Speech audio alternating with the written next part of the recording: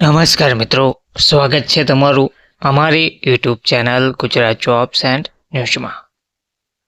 મિત્રો, આંગણવાડી બહેનોને લઈને ફરી એક મહત્વપૂર્ણ સમાચાર સામે આવ્યા છે. ફાઇનલી હવે આંગણવાડી બહેનો આંદોલનના માર્ગે આવ્યા છે. એટલે કે ફાઇનલી હવે તેમની માંગો પૂર્ણ થાય તે માટે ટ્રાય કરી રહ્યા છે, લડત લડી રહ્યા છે.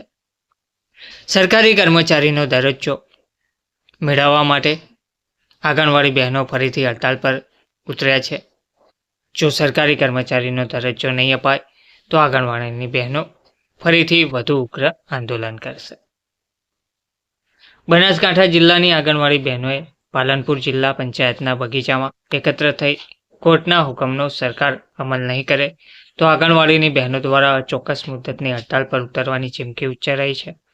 આંગણવાડીની બહેનોને સરકારી કર્મચારી તરીકે ગણવા અને સરકારી કર્મચારીને મળતા તમામ હક્કો પણ આપવામાં આવે તેવી માંગ સાથે આંગણવાડી આગેવાન ચંપાબેન પરમારની આગેવાની હેઠળ પાલનપુરમાં જિલ્લાની આંગણવાડી બહેનો મોટી સંખ્યામાં એકત્ર થયા હતા. આગામી દિવસોમાં કોર્ટના હુકમ પ્રમાણે 6 મહિનામાં જો આંગણવાડી બહેનોને સરકારી કર્મચારી તરીકે ગણવામાં નહીં આવે તો આંગણવાડીની બહેનો દ્વારા અચોક્કસ મુદતની હડતાળ પર ઉતરવાની ચીમકી ઉચ્ચારવામાં આવી છે. પાલનપુર જિલ્લા પંચાયત બગીચામાં આંગણવાડીની બહેનો મંગળવારે એકત્ર થઈ હતી અને અમારી માંગો પૂરી કરવાના નારા સાથે વિરોધ નોંધાવવામાં આવ્યો હતો.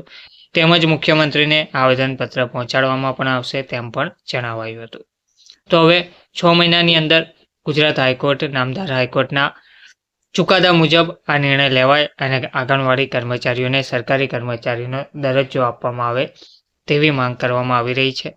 આ નિર્ણય હવે ટૂંક સમયમાં લેવાય તેવું જોવામાં આવી રહ્યું છે. ઘણા લાંબા સમયથી આંગણવાડી બહેનોનો પગારમાં પણ વધારો કરવામાં આવ્યો નથી, તેથી આંગણવાડી બહેનો જોડે અન્યાય થઈ રહ્યો છે. હવે ટૂંક સમયમાં આ નિર્ણય લેવાઈને સરકારી કર્મચારીનો દરજ્જો આપીને આંગણવાડી બહેનોને ન્યાય આપવામાં આવે તેવી માંગ સાથે આંદોલન કરવામાં આવી રહ્યા છે. ધન્યવાદ.